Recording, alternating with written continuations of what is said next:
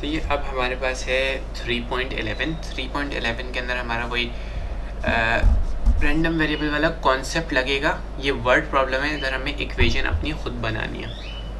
तो इक्वेशन बनाने के लिए पहले हमें डेटा गैदर करने की ज़रूरत है। हमारे पास टोटल जो है सवाल पूछते हैं, shipment of 7 television sets, 7 television set है टोटल, कंटेन्स 2 डिफेक्टिव सेट। ये तुम्हारे डिफेक्टिव सेट है। इसके अंदर चाहिए hotel makes a random purchase of 3 set.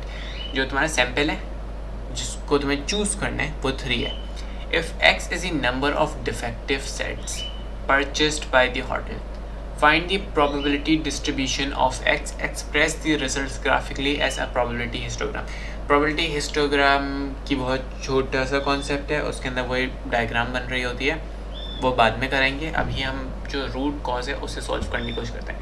हमारे पास एक कैपिटल एन है, 7 टेलीविजन है हमारे पास। इसके अंदर से हमारे पास k जो है ये 2 डिफेक्टिव है। अब जब हमें डिफेक्टिव पता है तो हमें ये भी पता कर लेना है कि गुड कितने हैं। इसके अंदर सही जो है वो 7 - 2 5। इसके अंदर से हमारे पास 2 ख़राब टीवीज़ हैं, 5 सही हैं। हमें जो चूज़ करना है स्मॉल n जो है हमें 3 सेलेक्ट करना है, सही है। और फिर हमें बस इसका ये बताना है प्रोबेबिलिटी डिस्ट्रीब्यूशन। अब देखो के जो है ये हमारा ऐसा केस है, ये हमारा रैंडम वेरिएबल है इस दफ़ा। इसके अंदर ऐसा भी हो सकता है, अगर लॉजिकली हम सोचें कि हमारा जो डिफेक्टिव है और रैंडमली 3 चूज़ किए हैं, ऐसा भी हो सकता है कि हमारे पास 0 डिफेक्टिव आए, 1 डिफेक्टिव पीस आ जाए, 2 डिफेक्टिव पीस आ जाए और 1 सही पीस आ जाए। तो ये हमारा रैंडम वेरिएबल है। अक्सर इसी तरीके से सवाल फ्रेम किया हुआ होता है और उसमें रैंडम वेरिएबल ढूंढना आसान होता है अगर सवाल सही से रीड करें और सॉल्व करना आता है। तो लॉजिकल थिंकिंग के थ्रू आप इस पॉइंट पे पहुंचते हैं कि हाँ ये अपना रैंडम वेरिएबल है और इसके हिसाब से काम होगा। अब जब रैंडम वेरिएबल पता चल गया तो ये भी पता है कि उसके केसेस होते हैं 0 1 2। यहाँ पे हमारे पास 2 था तो इसका मैक्सिमम नंबर जो है जो ख़राब टीवीज़ के हो सकते हैं वो 2 हैं। तो इसका मतलब इससे कम भी हो सकते हैं और नहीं भी हो सकते, तीनों से भी निकल सकती हैं। ये हमारा डेटा था, डेटा हमने समझ लिया। अब हम लोग इसका सवाल बनाते हैं, यानी इक्वेशन जो बनाते हैं। हम कहते हैं कि p ऑफ x जो है is equals to f of x।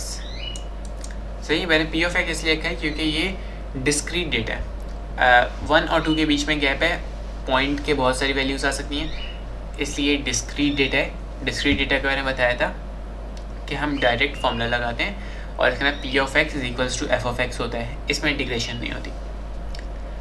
अब इसको करना किस तरीके से, हम इसके अंदर 3 दफ़ा कॉम्बिनेशंस लगाते हैं। तो इसको पार्ट्स के अंदर याद रख लो, पहला पार्ट, दूसरा पार्ट, और ये डिनोमिनेटर का जो होता है नीचे में वो हर जगह सेम रहता है, यानी फॉर्मूला सेम रहता है, वैल्यूज चेंज होती रहती हैं। यहाँ पे हमारे पास ये होता है कि अभी जो हमारा सिनारियो है उसके हिसाब से मैं इस पहले ब्लॉक को कहूँगा बेड टीवी चोजन बेड। इसका क्या मतलब है कि हमारे पास के था, के की वैल्यू 2 है, के सी, और फिर नीचे में मैं यहाँ पे x की वैल्यू लिखूँगा जो चेंज हो रही है। ये तुम्हारा रैंडम वेरिएबल है, सही है, के सी एक्स। ये तुम्हारा पहला पार्ट है। दूसरा पार्ट हमारा ये है कि गुड चोजन गुड, सही है। गुड टीवी हमारे पास कितनी थी, 5। इसको मैं जी लिख के लेता हूँ, फिर हम सी लिखेंगे। अब चोजन गुड, हमें ये कैसे पता चलेगा कि हमने सही चूज़ किए हैं? तो उसके अंदर हमारा चूज़ कितनी करनी थी, हमें 3 चूज़ करनी थी, n लिख दिया माइनस x। इससे हमें ये पता चलेगा कितनी से अच्छी चूज़ की हमने। और फिर तीसरा पार्ट जो हमारा होता है, इधर हमें टोटल लेना होता है, यानी कैपिटल N जो भी तुम्हारा टोटल आ रहा होगा 7C और तुम्हें फिर जितने भी चूज़ करने गए हुए हैं, जैसे हमें यहाँ पे कहा था होटल 3 चूज़ कर रहे हैं और हमने उसको N से किया था, तो हम ये फॉर्मूला इसका लग देंगे। अब इसको इसी तरीके से रट लो क्योंकि ये फॉर्मूला चेंज होता नहीं है, इसी तरीके से आता है। मैंने यहाँ पे C लिखा हुआ है, लेकिन इसकी एक और जो वर्जन तुम लोगों को लिखी हुई मिलेगी वो ये होगी कि X G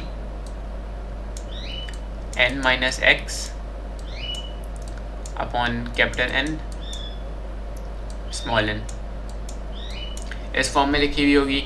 इस ब्रैकेट सॉरी ऊपर नीचे लिखने का मतलब यही है कि KCX की नोटेशन है। मैंने बस उसको थोड़ा इन डेप्थ जाके आसानी से समझाने की कोशिश की है। फॉर्मूला अक्सर ये होता है, यही रहता है। तो मैं बस जो भी वेरिएबल्स लगा के असाइन कर रहे हो, ज़रूरी नहीं है कि मैंने कहा कि कैपिटल N है तो कैपिटल N ही रखना है और मैंने कहा X है तो X ही रखना है। Y रख लो, Z रख लो, कुछ भी रख लो। ये याद रखो कि जो वेरिएबल असाइन कर रहे हो जिस वैल्यू को, जैसे अगर तुम गोड टेलीविजन्स को J की वैल्यू असाइन कर रहे हो तो ये याद रखना कि J गोड वाली हैं, इनको आगे पीछे मत कर देना। तो आसानी के लिए जो भी आसान लगे उस हिसाब से वेरिएबल्स रखो इस टेम्पलेट के अंदर। और याद रहे ये वाली जो है ये थी कि टोटल नंबर ऑफ बेड, सही है, कि जो हमें दिया हुआ होता है ये होता है रैंडम वेरिएबल, ये होता है n माइनस के, कैपिटल N माइनस के की वैल्यू ये होती है। यहाँ पे n small n minus x लिखा हुआ है, यहाँ पे कैपिटल N और स्मॉल n आते हैं नीचे में। अब इसे सॉल्व कर लेते हैं। हमें वैल्यू दी हुई थी, पहले वाले के अंदर p ऑफ 0 की निकालते हैं हम लोग। p ऑफ 0 के अंदर क्या हो जाएगा, मैं थोड़ा सा इस फॉर्म के अंदर लिखने की कोशिश करता हूँ, मैं c बार बार लिखना नहीं चाह रहा। पहले की है कि हमारा 2 है, 2 0 मल्टीप्लाइड बाय 5, नीचे हमारा 3 अपॉन 7 3। इस सब को कैलकुलेटर में डाल के निकाल लेते हैं जल्दी से। और अब ये है कि डिनोमिनेटर जो हमारा है वो तक उसके अंदर कोई वेरिएबल नहीं आ रहा है, ये सारे फिक्स्ड वेरिएबल्स हैं।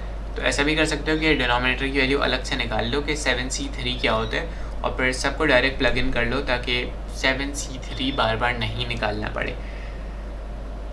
ये कर लेते हैं हम लोग कि 2C0 1 के बराबर होता है मल्टीप्लाइड बाय 5C3 10 के बराबर होता है, 10 अपॉन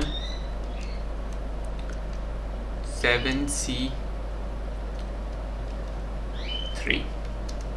क्या होता है 35। तो ये इंटर्न हो गया हमारे पास 10 अपॉन 35 और हम 10 डिवाइडेड बाय 35 कैलकुलेटर में करते हैं। इसकी वैल्यू हमारे पास आती है 0.28।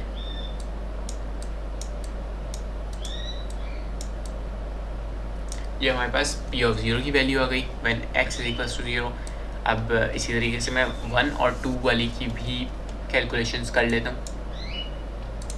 सही, यहाँ पे मैंने p ऑफ 1 और p ऑफ 2 की वैल्यू निकाल ली है। p ऑफ 1 की 0.57 आ रही है और p ऑफ 2 की 0.14 आ रही है। मैंने सिर्फ 2 डेसिमल प्लेसेस तक लिए। अब एक तरीका ये होता है चेक करने का कि तुमने सबको सही किया है, यानी कि तुमने ये 3 केसेस हैं। पहले डिस्ट्रीब्यूशन टेबल बना देता हूँ। यहाँ पे अगर मैं x लूँ और फिर p ऑफ x, जब हमारे पास x 0 था तब हमारे पास 0.28 वैल्यू आई है, मेरे पास 1 था तब 0.57 आई है और जब हमारे पास 2 था तो 0.14 आई है।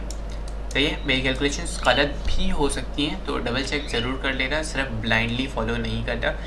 मैं मेथड बता रहा हूँ।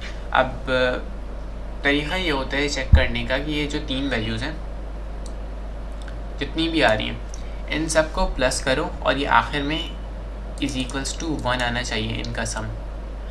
यहाँ पे 1 इसलिए नहीं आ रहा, यहाँ पे शायद एक शॉर्ट है हम लोग, इसलिए क्योंकि पॉइंट के बाद भी इनकी वैल्यूज़ आ रही थी जिनको मैंने अकाउंट फॉर नहीं किया है। तो आई गेस 0.99 तक आ रही है विच इज़ अराउंड 1। पहले वाले में हमने जो साइन डाला था वो था अप्रॉक्सीमेशन का, हमें यहाँ पे अप्रॉक्सीमेशन का ही साइन यूज़ करना है हर दफ़ा। इससे हमारा ये वाला सवाल सॉल्व हो जाता है। इसके अंदर मैंने इक्वेशन को फ्रेम करना सिखा दिया। इक्वेशन कैसे फ्रेम करनी है, ये इसका फॉर्मूला है फॉर डिस्क्रीट रैंडम वेरिएबल्स। अब इसके बाद मैं कंटिन्यूस वाला कराऊंगा।